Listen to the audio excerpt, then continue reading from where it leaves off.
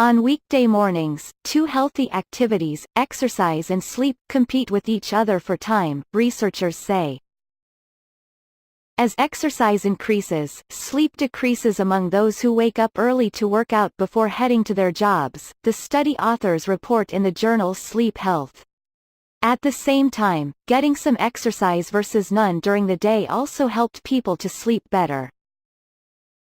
Sleep research has focused on the ways that sleep deprivation affects overall health, but at some point we began wondering what people were doing with the time they weren't sleeping, said senior study author Dr. Matthias Bassner of the University of Pennsylvania Perelman School of Medicine in Philadelphia.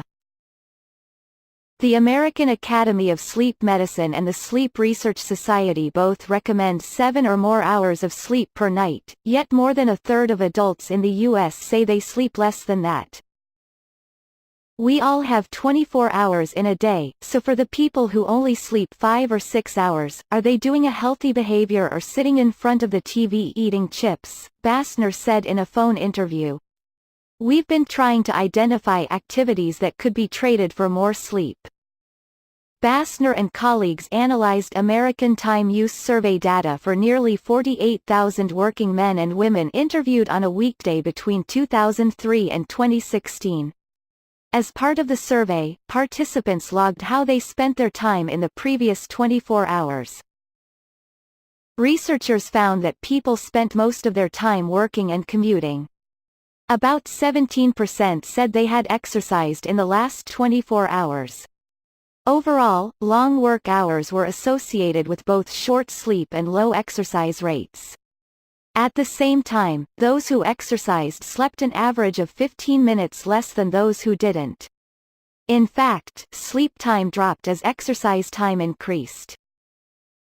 The strongest association between exercise and sleep was seen among people who exercised between 6 a.m. and 8 a.m. or between 9 p.m. and 11 p.m. Exercise for up to an hour either in the morning or the evening was not associated with significantly shorter sleep. The problem is, we can't tell people to work less, but we can look at habits before bed, which is usually TV watching, or in the morning, which is commuting and grooming, Bassner said. This study suggests it's possible to both exercise and get enough sleep.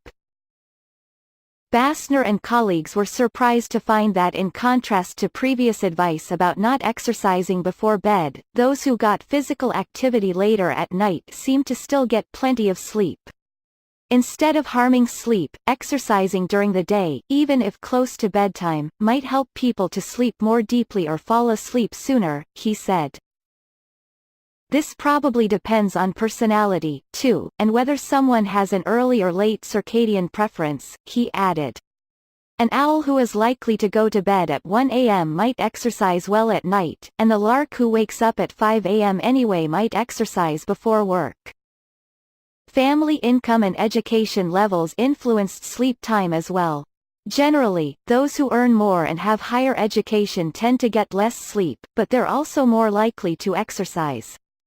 Although this study was based in the U.S., Bassner speculates the same would apply in other developed countries. There is the impression that we are pressed for time now more than ever.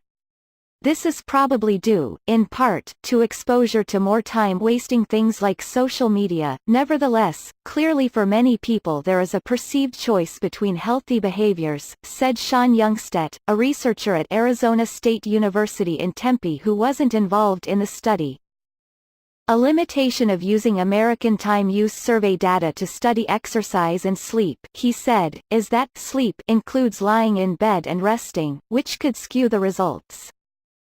At the same time, he said by email, this advances an excellent idea to try to promote exercise at times in which it does not curtail sleep.